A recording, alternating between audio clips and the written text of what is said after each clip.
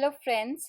Today I will be talking to you about reading skills, the concept, purpose, and types of reading skills that can be used by students of technical subjects and also teachers of technical subjects. Let me begin this session first by sharing with you a few quotations from eminent thinkers in this field. The first quotation that I am going to share with you is by Charles Scribner Jr. He happens to be the son of Charles Scribner Sr., who set up a publishing company in New York. Now, Charles Scribner has to say this about reading skills, and I shall read it out to you. Reading is a means of thinking with another person's mind. It forces you to stretch your own.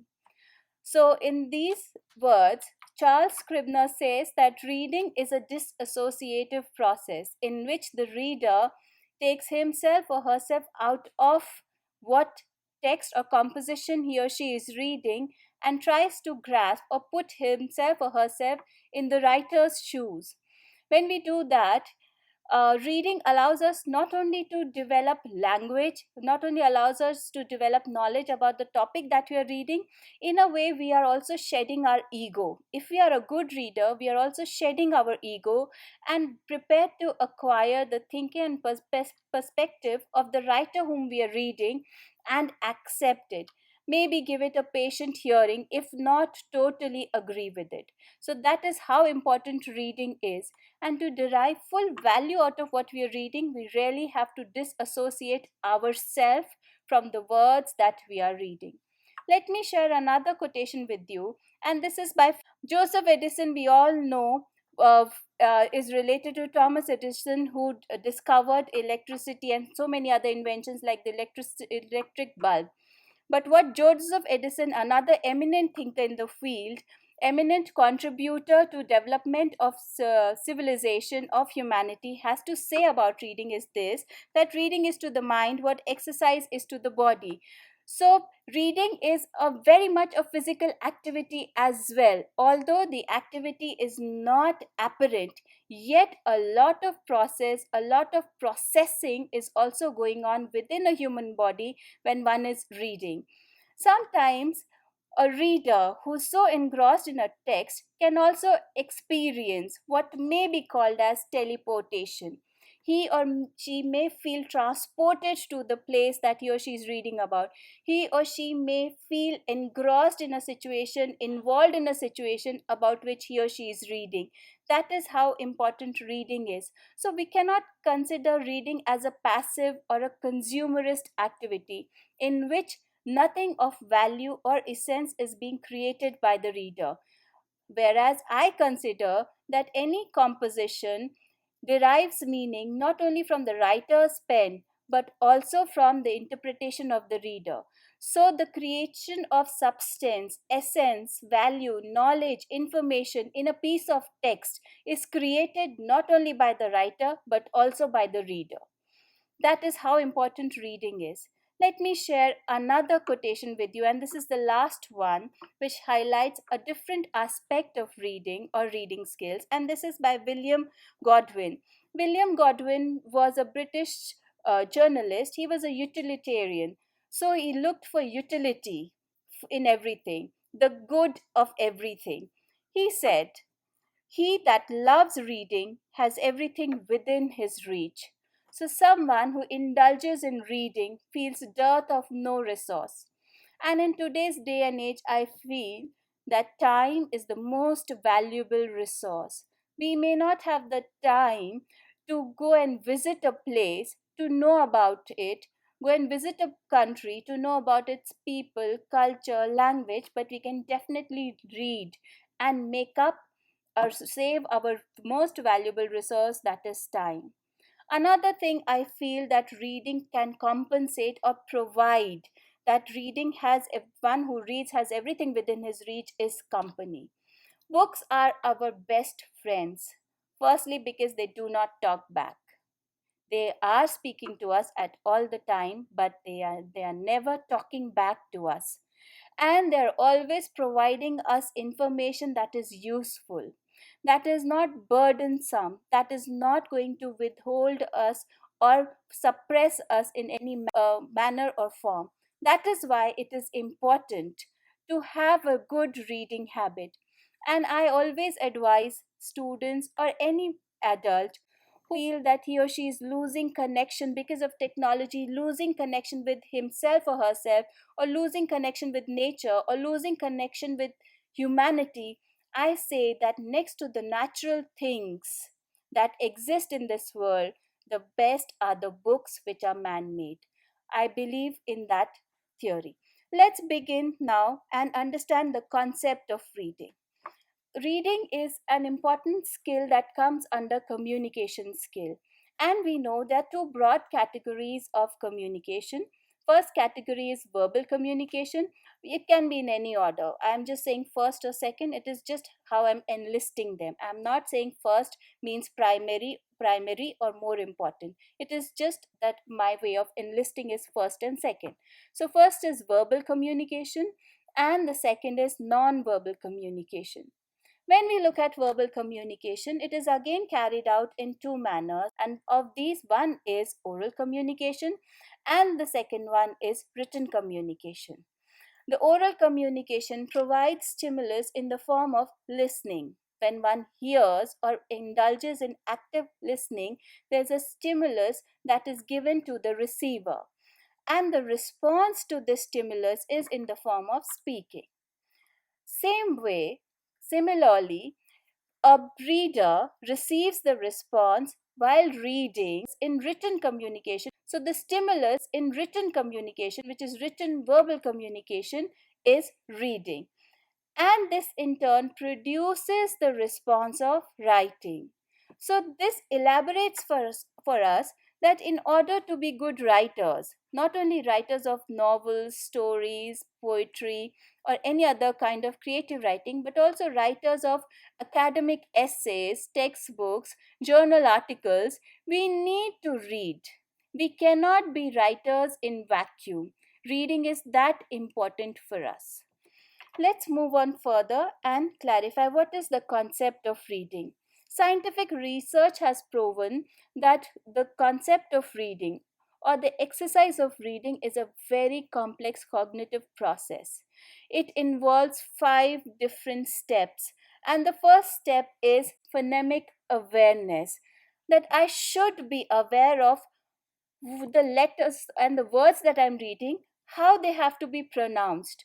For example, we have this very common uh, confusion and almost a pun on English language, especially by Indians, when they say that but is but, however, put is put. So that is how when I read a word, I should know how it has to be pronounced, and this is called phonemic awareness. I should know the syllables in a word. Ma, o, u, na, moon. So this is how I should be able to break up sounds, and this is called phonemic awareness. The next part of reading, which is a scientific process, the next part identified by scientists is phonics. Now, phonics is how to associate letters with sounds, how to know which letter will produce what sound. C can produce k and C can produce s sound as well. In the word cycle, it is being used 2 times, and both the times it it emits a different sound. This kind of awareness is also required, and it's called phonics. Then is fluency. Fluency in reading, that I do not falter, I do not wait, I do not mumble to form my words when I'm reading. That is very important. Because if I'm mumbling and I'm trying to gauge what I'm reading next, then what happens is my concentration and focus is so much on employed so much on reading the part or deciphering or trying to pronounce the part that I'm reading, that a nascent reader, a new reader, might just forget what they were reading initially. You might be able to relate to this situation when you will recall that maybe your own children or your students, if you've taught in primary schools, when they were picking up reading, it was so difficult for them to form words out of letters that they were reading. So that is why we start off with single syllable sounds to teach the children. K, at, cat, so that they are not difficult sounds, they are not difficult syllables, and they can read easily. They are not mumbling on gauging, on understanding what sound I should produce to specify the letter that I'm reading. So when the fluency comes, I do not forget the word that I've read just before, or words that I've read a few words before, a few paces before, when I'm reading a string of words, and I'm able to retain what I have read, those words, and I continue reading fluently, smoothly, one word after the other, that I'm able to form meaning in a sentence. I'm able to form meaning in a phrase that I'm reading. That is so important. The next stage is vocabulary. I may be able to read a word, I may or may not pronounce it correctly, but if I do not know its meaning, it will prove me no benefit to have read that word. It is also said that close to 60% or 80% of the meaning of a word can be made out in the context. If I'm talking about a negative development and I use a word like awareness, so I know that, and suppose I do not know the word awareness, I do not know its meaning, so I understand that it is not something negative, it is not no, because it does not sound like that. So it has to be something related with, if not negative, but to counter negativity or to counter the negative situation that I'm talking about. But it will still not give me the exact meaning of the word. When I do not have the exact meaning of the word, the the purpose of reading, to instigate, to emit a response within me, so that I produce a response, to emit a stimuli within me so that I produce a response, is lost. I have to know the vocabulary correctly so that I understand what I'm reading totally, and then I reproduce it in writing. I may be able to gauge the meaning. Even if I don't know the vocabulary properly, I may be able to gauge the meaning, if not entirely, but partially, but that will not give me the confidence to write down in context to, or in response to, what I have just read. So reading loses its purpose as a stimulus in verbal written communication. The last stage that they say, that the scientists say, of reading being a cognitive process, a complex cognitive process, is orthography, is comprehension. It is related to orthography. Now, comprehension based on orthography is when a person is aware of what is the spelling system of a language, how it is used.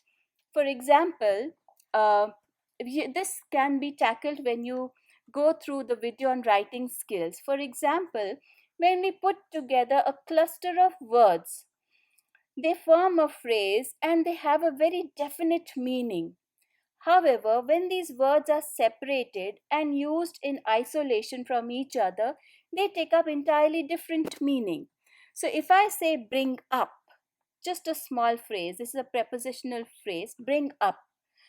It does not mean to physically get something up, as if it had been thrown down below on a lower level, under the ground, in the basement, or whatever. No, bring up means either to bring up a child, to rear a child, or to bring into focus or highlight, so as it can be, a topic can be discussed, or it is the center of attention.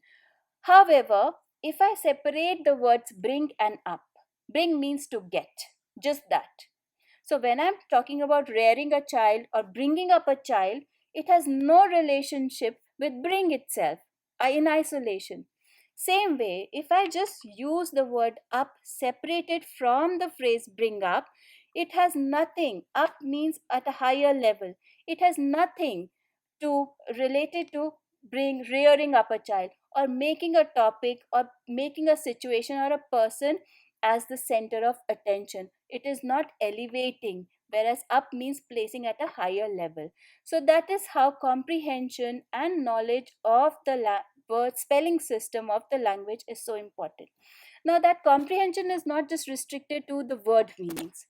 It is also, like I just said, it is also associated with how I read these words, how whatever I have read, assimilated, the gist and summary of what I've read, how I apply it and use it in real life. And that is how technical students or technical professionals or teachers of technical subjects use comprehension the most out of reading. Whatever I'm using, whatever theory I'm reading about, whatever formula.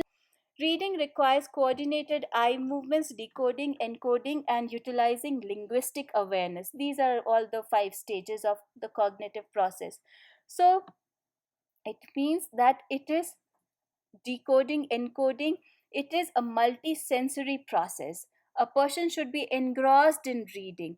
Like we have active listening, and for that, the speaker can somewhat make out that the students are practicing or the audience is practicing active listening through various non-verbal cues like unfaltering eye contact, no other giveaways of lack of interest or disinterest in the presentation, like fiddling with a button or playing with a pen or shaking a leg or not continuously checking the time. These non-verbal cues are available when one is speaking, and active listening active listening signs are being presented.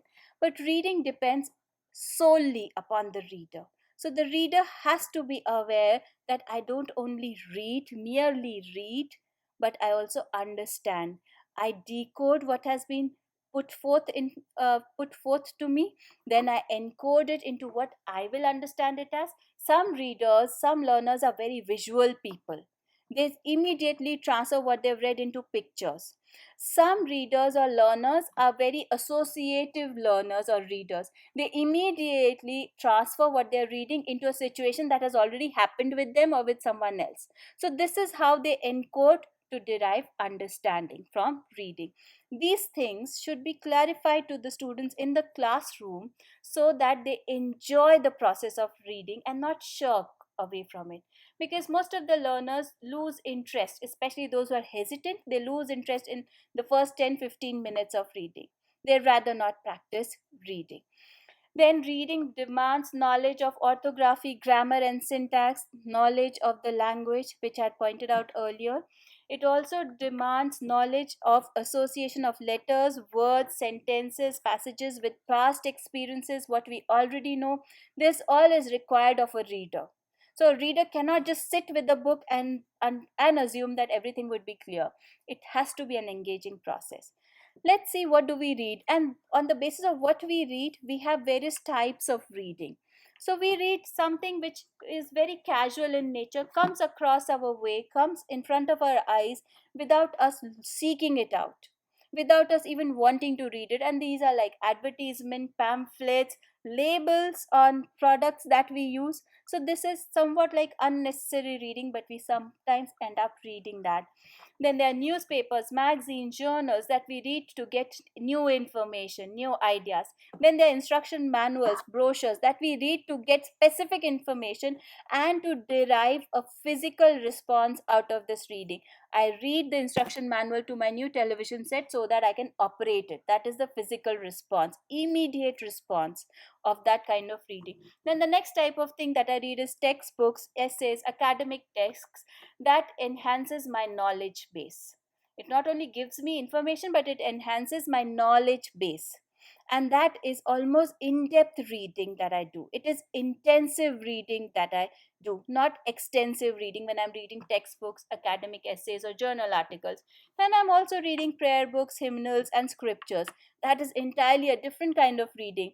I sometimes, some readers may feel elevated, feel better, feel energized because of this kind of reading. So, reading has different purposes. There are different types of things that we read, and on the basis of that, flow the outcomes, which are the purpose of reading. So, we read first to get information, something which is new, which is not already existing. We read to get knowledge, to expand our information base, to get to know facts which are already there but we are unknown to us. So that is how we get knowledge out of reading. To develop a perspective. I am not sure what I know already about a topic is enough. I don't know what to think about it. Like a recent current development, Preeti Patel's resignation from UK Parliament. I do not know if she's been scapegoated. I do not know if she was really in the wrong, if she was actually having any undercover association with the Israeli political community. I need to know more before I can make a perspective on it. So that is where reading a newspaper comes to my aid. I also read for pleasure. That is another purpose of reading. I need to change my mind. I need to divert myself from heavy stuff, or I read hymnals, I read scriptures so that I develop a certain spiritual bent of mind. I have a spiritual perspective to things. And then finally I read to learn a language. Whenever I need to learn a language, I hear it first and then I read it and then I try to speak it and write it. That is what is the purpose of reading. On the basis of purpose of reading, we have types of reading. The first type of reading is skimming. Skimming happens in the pre-reading stage I am reading about. As a technical person, as a student of technical subject, I would look for an example where I can apply it or where it is applied. That would give me more meaning, more value out of my reading.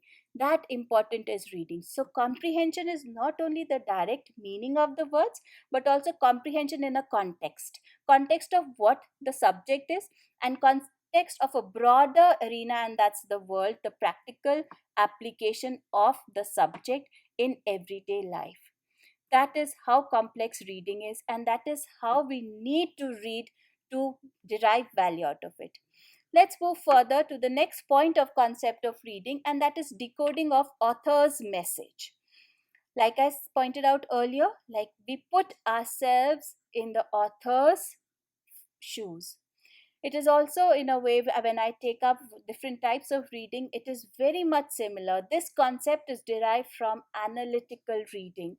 I disassociate myself from what I'm reading, viewing or broaching a piece of text with my own set of notions.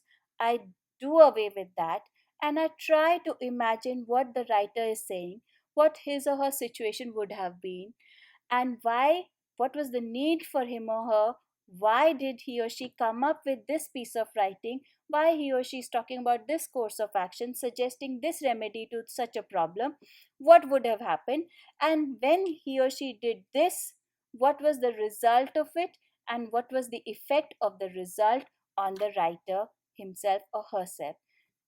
To be able to be engrossed in reading in such a manner, in such an intense manner, reading becomes a multisensory process. That is how reading should be broached. It cannot be, like I said initially, it cannot be treated or dismissed as a very passive activity. The same thing I'd like to relate reading with consuming food, because in that we can actually see some matter going within our mouth, being chewed and then assimilated and absorbed into our system. That is why I'm equating reading with consuming food or eating.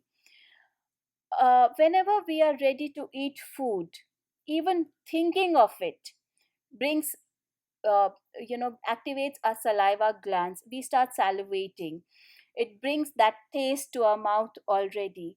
I recall my children telling me that we have our kitchen on the first floor of the residence, and they say when we hit the doorbell at the ground floor, on the ground floor, we can smell rice or something favorite that is their favorite being cooked in the house, and we already start feeling hungry. We are ready to attack the food. So that is before even tasting the food. That we may say is the core or the prime function of food to satisfy our taste glands and then finally provide fuel to our body. Even before that, food has started influencing our senses. It is already in our mind and it has come to our salivary glands. We can smell it. It has attacked or influenced our nose. Then a sense of smell. Then we touch the food. We feel whether it is hot or cold. Our anticipation or satisfaction and the taste that we are going to, sumptuousness that we are going to derive out of food fluctuates with the temperature of the food that we are eating. Some like it hot, some like it cold. So their anticipation with the satisfaction is fluctuating with that temperature. So the touch is engaged in, that sense is engaged in the act of eating. Then they see food.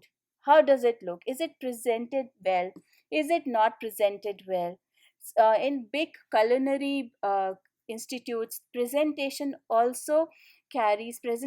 food also carries equal weightage as much as taste and hygiene of the food. The same way, I'd like to say that reading is a multi-sensory exercise. Do not restrict yourself to the black letters, blue letters, or whatever colored letters printed on the page or the digital screen. Try to surround yourself with the environment of what is being created in the words. Even if it talks about mining, try to imagine yourself in the mine. What is the situation? What gases would be emitting from the mine besides the coal that is being excavated? What chemical processes could be going on because of collusion or interaction of carbon dioxide from a human who is breathing inside a mine, and from the other gases that escape from the mine, from the rocks in the mine, from the ores in the mine. This will give you a better idea, a clearer picture of the chemical reaction that might go on inside a mine. That is how we should read, to put ourselves in the writer's shoes and try to decipher his or her message. The next point about concept of reading is to derive meaning. Meaning is not only, as I pointed out earlier, it is not only knowing the meanings of the words, but also the broader meaning of the phrase, which changes when we read a cluster of words together, then the meaning of the sentence, then it broadens to the meaning of the passage, then the paragraph, then the chapter, then the book, and then this meaning, this whole truckload of information, this huge mass of information and knowledge that has come into our understanding, into our hands, into our mind, we apply it to the world around us, to the life around us, and then actual true meaning of whatever we are reading is derived by us. Yes, let's move further, and that is construct understanding. This flows from what I had just talked about, meaning. So, construct understanding, when I was trying to explain what might be happening inside a mind and to understand a chemical reaction, what to watch out for, what to do inside a mind, and all that, we have to understand and apply that meaning in a broader context. We have to understand it because uh, pollination happens around us day in and day out. My children, my 2-year-old, who does not yet know the scientific principle behind pollination, would be witnessing it. So the best way to talk about pollination, to teach about pollination, is not only read about pollination but also try to evoke that understanding. That when we had visited the park, you had talked to me about the pollen or the red particles that were fallen on the petals of the tiger lilies in our garden, as to where did this red color come in a white flower, and I cannot see it. So that was the pollen grain. So that is how we can apply what we read in a broader understanding. Let's move on further to take up next point in concept of reading, and that is association with past knowledge and experience. So like whenever I read something, I should not forget what I already know, which are supposed to be universal truths. I'm not talking about forget my notions, my misconceived notions, my wrongful understanding, my views, my myths which are incorrect. Not those things that I should not forget. I'm talking about universal truths that I should not forget and should have that knowledge with me when I'm reading something, because the reading has to prove true in a certain set of circumstances, and those circumstances are universal truths. If I'm talking about let's say carbon dioxide, I know how carbon dioxide behaves. If there is a fire accident, I would rather use carbon dioxide rather than using oxygen, because I know I would try not to have oxygen around when fire is happening, because that oxygen helps boosts combustion.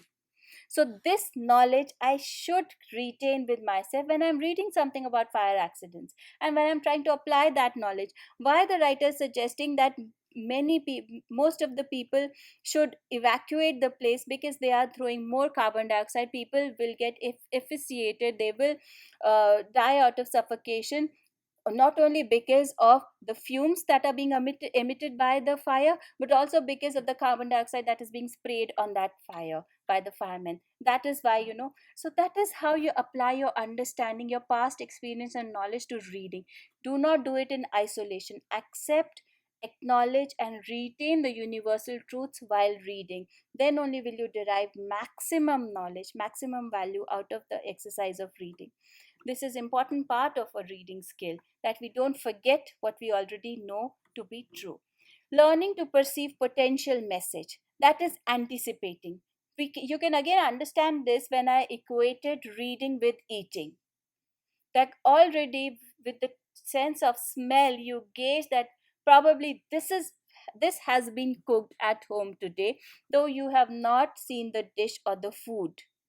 So that is how your past knowledge is coming to your help, your rescue, your guidance, and is helping you to develop or to perceive what you will see next, what you will encounter next, what you will read next. So that is how when we are reading something, we get an idea. We are so involved that we get an idea where the writer is taking us, what is the next message or the next thing he or she is going to talk about. So that involved we should be in reading. Then only we will be able to derive value out of our reading, and this is a mark, this is a quality of good, well developed reading skill. Let's move on to the next concept of reading, and that is looking for the message. The message can be literal, very much right there in the words. It can be apparent, not there in a specific word, but a cluster of words, sentences, paragraph, or a lesson or a chapter, and by the end of it, it is apparent, it is there for the reader to find.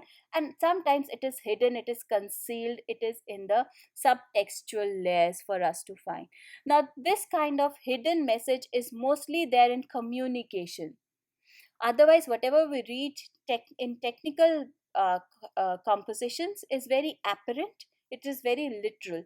That is why they are considered good pieces for reading, good pieces for reference. If our material, if our knowledge and information that we are giving out for the reader is not literal and apparent, our essay, our paper will be rejected, because it is not clear to the reader. It is not a piece of creative writing. It is not a piece of pleasure reading. It is a piece of informative reading. So it should have everything out there on the face of it for the reader to understand and grasp. That is how we also differentiate. As a reader, I also differentiate between the writer's technique. That is how editors develop their finesse, develop their skills of editing, of accepting a piece of composition for publishing and rejecting the other piece.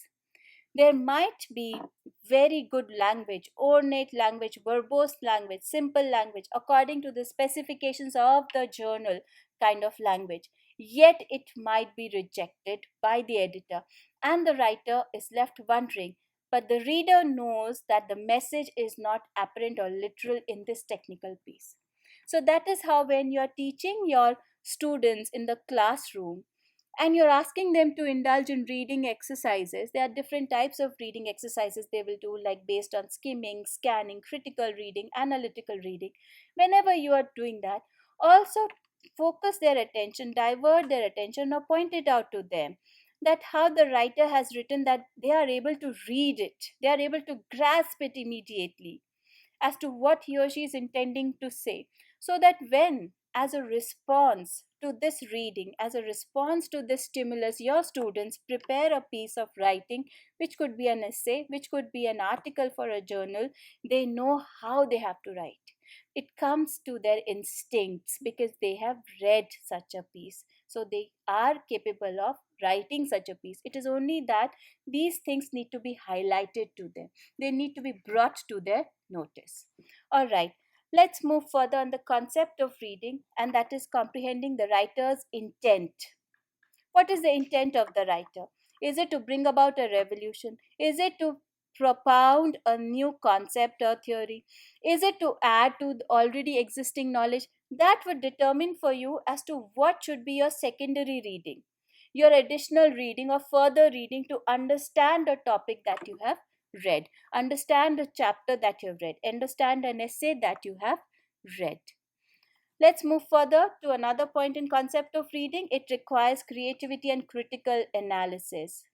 So when I say that we should carry the baggage of the knowledge of the reservoir of universal truths, we should also encourage, allow the windows of our mind to be open and to conjure up something that is not already existing. Because if a writer is propounding a new theory, a new principle, then we need to allow our mind to be flexible, adaptable, to think of something that is already not in existence, and to understand what we are reading, to be in a way able to be able to decipher the message of the writer, especially in case of new theories, principles, and ideas.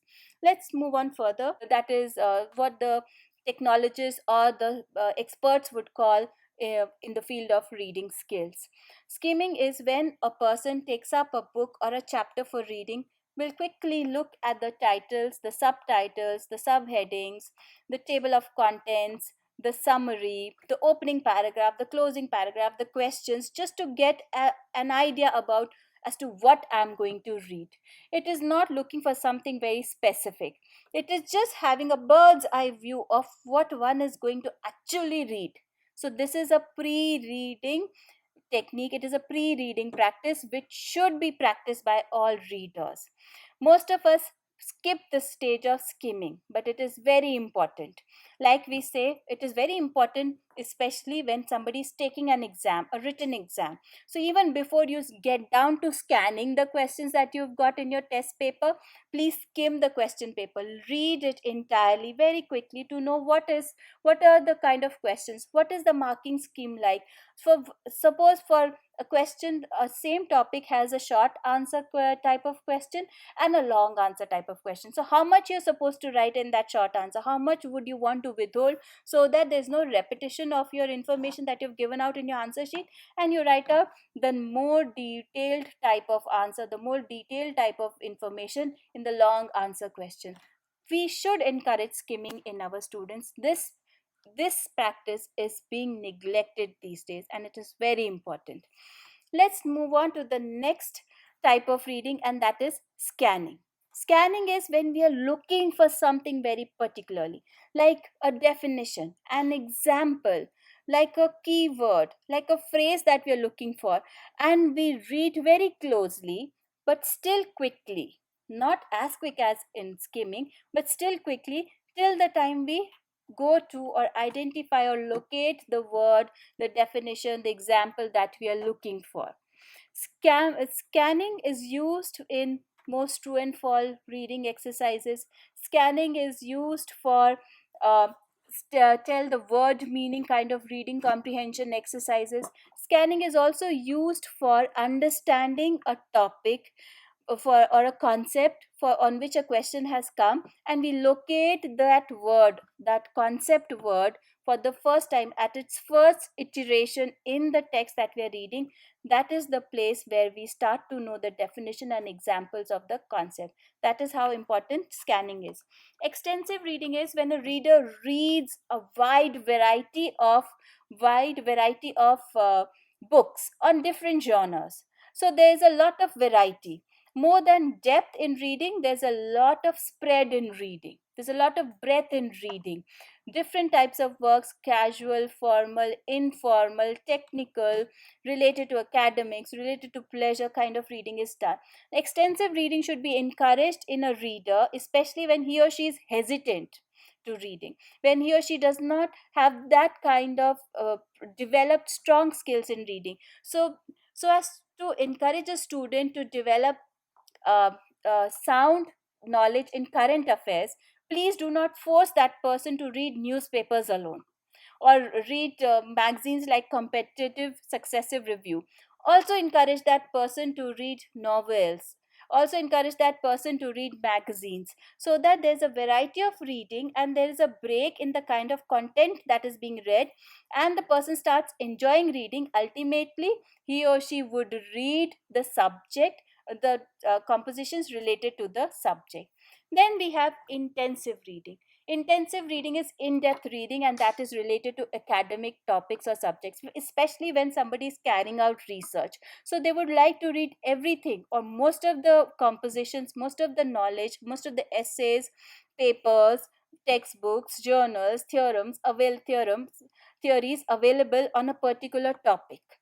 That way they are not increasing their breadth, they are not increasing the spread of reading, rather their depth of reading. And this is very valuable for researchers, for technical students, because they are going to build machines, they are going to manifest their learning into something that works, that operates. So they need to know everything, every minute detail about what they are going to create.